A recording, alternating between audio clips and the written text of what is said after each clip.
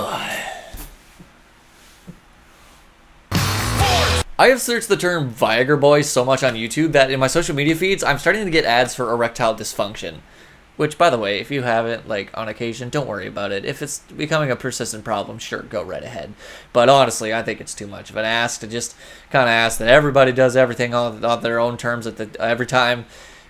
It's not a problem. Viagra Boys are a band from Stockholm, Sweden, and the closest genre that I could probably put them with is post-punk. They're great. I sincerely hope that this video actually sends you to check them out. If you want to pause it now and do it right now, or if when we're done we can do that too. There's really no way to describe their music without hearing all of their songs, especially their live performances, which are just...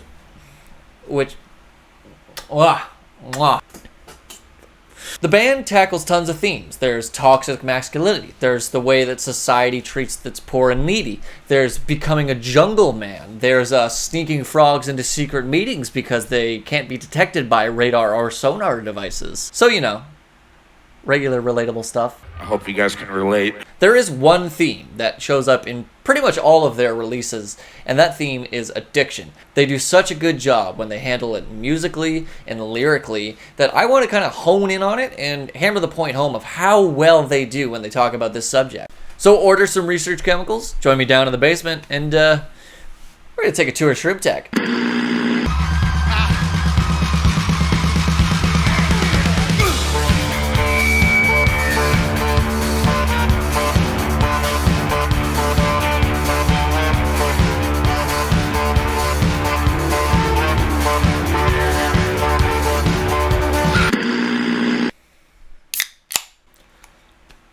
It wouldn't be a Viagra Boys video without a tall boy and sunglasses. And this pandemic makes me want to drink. Okay, start off with the basics. I'm not an expert in addictions. Of course I'm not an expert in addictions. I'm drinking a fucking tall boy when I'm talking to you about addiction.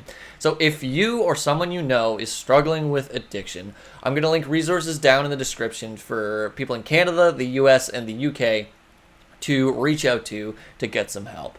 And again, since I'm not an expert, I don't think anything in this video will be a trigger for anyone, but I don't know. So I would highly recommend that you kind of tap out. If you really want to watch this video, talk to somebody who knows best, like an addictions counselor or a professional, but it's probably best you just don't watch this. Good? Good. Actually, to be fair, I'm kind of privileged in this. I have one of the least addictive personalities of anybody I know. Don't ask me how I know that. Just don't. But I will start with this baseline. If you believe that addiction is a choice, get the fuck out of this video. I'm not joking. Like, seriously. Fuck off. I don't want to hear from you. I'm not trying to convince you. Fuck off. The analogy that I usually use for this is how many people die in car accidents and car wrecks every day. If you believe addiction is a choice, you are saying it's their fault they got in the car. No sympathy. Shouldn't have got in the car. Fuck off. Are they gone? Sick.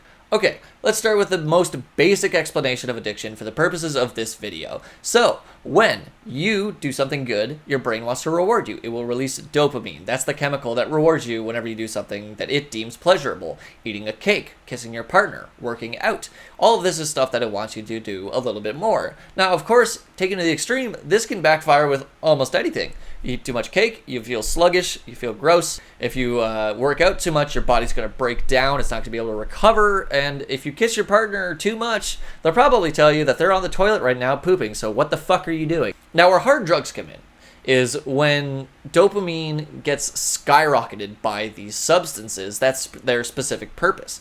So when you do it too much, and too much is a very elastic term in this phrase, it could be 1 dose for one person, it could be 15 doses for another person. Regardless, when you hit that point, your brain relies on the hard drugs to create that dopamine. It stops making it for itself, creating a chemical dependency. Now, there's obviously way more to this than what I'm just saying right now. Addiction science is a very complicated field, and I'm just doing it a disservice if you think I'm the expert on it. I highly recommend you look into it yourself. But what I'm trying to do here is I'm just trying to draw a connection between addiction and other things. It could be, like I said, working out, kissing your partner, eating some cake, listening to some music.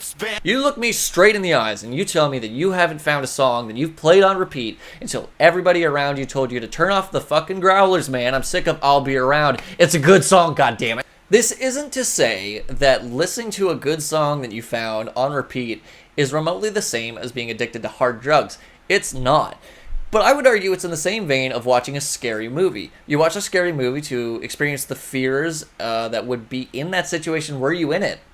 But you are removed enough that you can do it in a safe way. I would argue that music could do that with addiction. You know, you listen to it on repeat, it produces dopamine, and you get kind of into the rhythm of the song, but you're in no real danger. So, even if you've never thought about it this way before, there have been plenty of studies that have linked the production of dopamine to finding good music and listening to it. So, music produces dopamine, and hard drugs skyrocket dopamine, especially in the dangerous cases of addiction. Again, I cannot stress enough, this is not meant to trivialize addiction.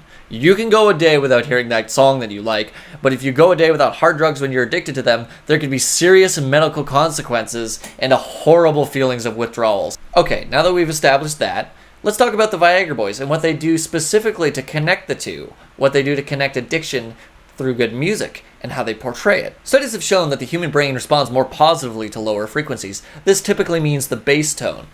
And along with the bass, there's usually a very strong rhythm section that gets you kind of grooving. Now, this is very common in a lot of bands, and it's not really that exceptional that the Viagra Boys has a very strong rhythm section. This is actually why you hear bass and drums in most forms of music, but you don't necessarily hear guitar or saxophone. You should hear saxophone more, though, because it's fucking dope. That's how the Viagra Boys construct most of their songs. It's usually built on top of a foundation of a simple bass riff and a simple drum pattern. It should be boring, but it's not. Well, it's not boring if you like this type of music. I really can't convince you otherwise if you aren't a fan of this, although I would argue that this songwriting structure reaches a wider audience than most others. Okay, so I've listened to a lot of their live performances, everything they have on Spotify. I've even found some of their deep cuts on YouTube, and I think I've broken down their songwriting process into 3 main components. 1. A simple but driving bass riff, and add drums to complement it.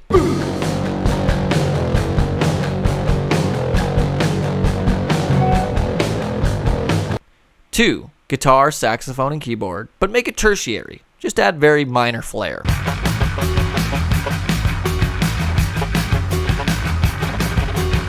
3. Frenzied maniacal vocals.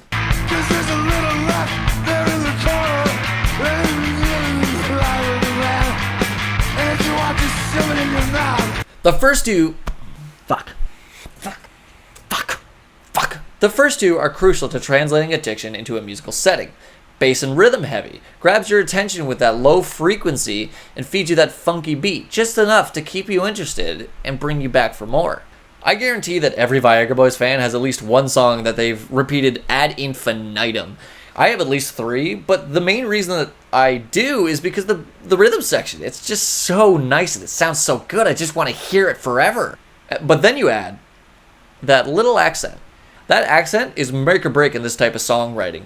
It adds just a little bit of flavor to change things up a bit, just enough. I love bands that do this. Jesus Lizard is another one. They use the guitar in a very economic, sparse manner to add just enough at the right times. They don't just use the song as a field for hammering away and showing off their prowess. I'm talking to you, Jimmy Page, you talentless hack. So if you play Shrimp Shack or Liquids for somebody, I guarantee you they'll be begging for more.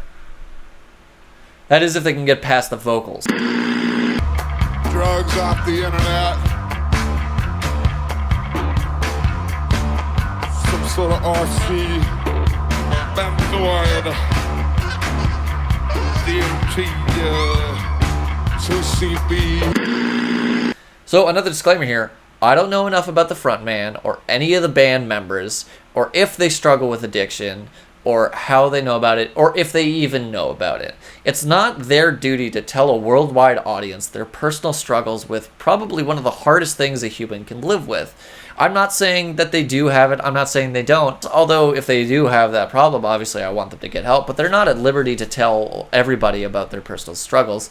All I'm saying is that the lyrics, the way they're written, capture the mind of an addict very well and very intimately.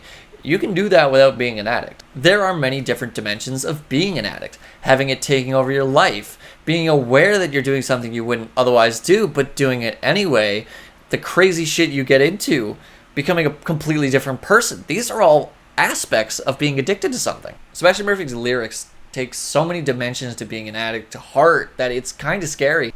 Let's take the first song that got big from them, Research Chemicals. It details the titular substance's effect on the person. They're ordering it through dubious channels just to feel the effects. They're cooking up some stuff. Sucking a confederate, yeah, put it up your butt. It ain't like other shit, it's 20 times as strong. You'll know it's working when everything feels wrong. The clear message here is that he doesn't really give a shit about how it makes him feel other than the fact that it gets him high, and it gives him amphetamines, which he is probably addicted to judging by the nature of the song. He doesn't give a fuck about the channels, and yeah, sure, it might be a little bit more expensive, but it's technically legal, and that's more safe for him. If he gets it through illegal channels, he could get roughed up by the cops, but this channel, well, it's terrible for him physically and medically, it's safer. The desperation of this and the acknowledgement of how terrible it is for you physically, but you still get high, that's a great portrayal of how an addict's brain works. Even if they know it's terrible for them, they don't really have a choice. Their brain is making them do it, and if they don't, they're going to feel shitty and terrible in ways you can't even imagine. Who cares if he's bleeding out his ears? He's high as fuck and he's fine. And of course, this whole song, apart from the chorus, is a driving bass riff, a drum beat to go along with it, minimalist guitar. There's one aspect of it that I'll go into later that appears in a lot of their songs, but apart from that, it's pretty straightforward and it just keeps you hooked. So that's one dimension of addiction done very well. Let's look at another one. Up All Night is a song about someone who fancies themselves an engineer and they're working on a very important project. They gotta work all night through to get it. They haven't slept in a week. They just need to get it done. What's fueling their descent into madness?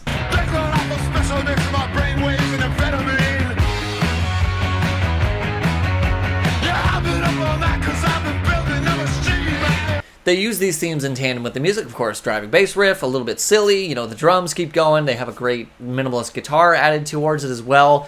And here's the thing that I kind of said that Research Chemicals did as well, and I'm going to bring up a motif that I will call the 4-hour mark, because for an erection lasting more than 4 hours. It's funny. So this is the point in a Viagra Boys song where everything starts descending into madness. They'll add a little bit flourish here, the keyboards are doing something, the saxophone is going nuts, maybe. You don't notice it at first, but it just keeps building up, and the pressure keeps building up until it's a descent into madness, and until you can't take it anymore, boom! It's over, or you're on the come down. This happens in one of my favorite songs by Viagra Boys. It's called Upside Backwards. It details Seb going to a hotel up north, and this woman asks him if he wants a cigarette. He takes it because why not? And then he finds out that he's tripping balls. His feet have changed into wooden pegs. He turns these into a chair. He says, "What the fuck was in that cigarette?" And all she says is, "Do you feel it yet?" And then the song just descends into madness as you kind of get roped along with him and just what the fuck's going on. This also happens in songs like Lick the Bag and Amphetanarchy. Amphetanarchy. I can never pronounce that. That song is basically 6 minutes of a 4-hour mark. Curiously enough, in live performances of that song, Seb sometimes go into this mantra of he's just saying, "It's good for you, it's good for me, it's good for you, it's good for me, amphetamine." He's saying it not because he believes it. He's trying to convince himself. It comes across very well. He's trying to convince himself, it's good for me, it's good for me, it's good for me. Because that's the only justification that makes it okay. It's good for you. It's good for you. It's good for you. It's good for you. It's good for you. Let's get for you! Let's get for me! Let's get for you! Let's get for me! Let's get for me! It's good for me! It's good for me! That's better than me! That's better than me! That's better than me! That's better than me! I don't want to pigeonhole the Viagra Boys. Now, this is one songwriting style that they do very well, but they do change it up a little bit. They have like songs like Blue, Call of the Wild, Baby Teeth, Worms, that change up the formula a little bit. Beijing Taxi is one of my favorite ones, and it's not very bass heavy at all. Curiously enough, one of the songs that strays from this particular musical songwriting format is Common Sense. It's from their latest EP. It's the title track. And it changes it up a bit. It doesn't really focus on the bass, and it's got a very ethereal feel. But the theme of the song has to do with addiction. Seb is wondering why he doesn't have any common sense. Why does he always wake up pissing in his bed? Why can't he stop making bad decisions? People said he would end up dead. Why doesn't he realize that? Of course, this is, relatable to all of us. We're all very fallible humans, but the direct connection to drugs and broken glass in his apartment conjures up the idea of an addict. There's one last song that touches on the theme of addiction, and it does it in a very unique way, and I feel like it needs its due as well. It's one of their most famous ones. It's titled Just Like You. Just Like You is one of their most recognizable songs. It shows the dichotomy of society. He begins it off by saying that it was clearly a dream, but it was really nice. He had this beautiful house, this wife, this dog, and he made it to this place with the help of this wonderful society. I'm so glad I never wandered down the wrong path and ended up some kind of addict or loser or some kind of psychopath, just like you. He paints a very beautiful picture, of course, but as the song starts, it's clearly a dream. He's in the upper crust of society. He's made it. If he could do it, what's the excuse for the poor? What's the excuse for the addicts? And that's pretty much how the upper class sees poor people right now. But it's a dream, especially for him. He's saying it's a dream in general, but he's saying for him specifically it's a dream until he wakes up in the reality that he lives in, and it all comes into focus. The chorus of the first part is, I could have ended up some kind of addict or loser or some kind of psychopath, just like you. The turning point, of course, comes with the second chorus when he wakes up from this dream and realizes the reality that he's still sitting right here, surrounded by the people that he knew before the dream. They didn't go away. And he turns the chorus around. He says, thank God he didn't go to school. He's saying that the people on the upper crust are the real psychopaths. They don't care about the people on the bottom crust at all. They blame them for their own problems. They don't think society had anything to do with it. They think it's just because of them. And while their personal choices may have affected it, society didn't give them anything. And it's not their fault. And to think otherwise is psychopathic. And thank God I never went to school. Thank God I didn't end up, just like you. I could have been just like you. Just like you. Some kind of psychopath.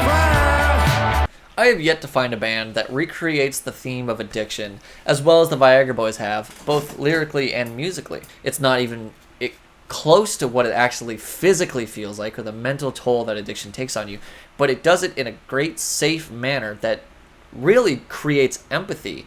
I have yet to find another band that does it as well as this.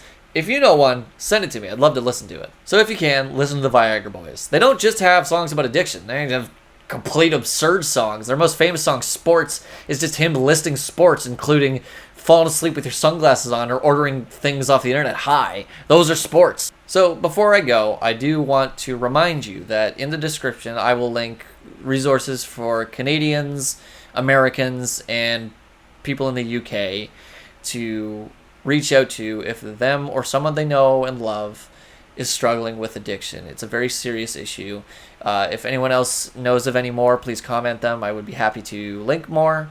And I guess I'll just wrap up with, if you think addiction is a choice, then fuck off. You don't know what you're talking about. And you never will until you get a fucking sense of empathy.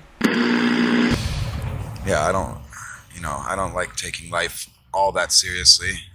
That I have to write a song to prove that that I hate the right. I hate the fucking right. And if you want to ask me about that, go ahead and ask me about it. But I don't need to write a song about it. To prove anything to anybody.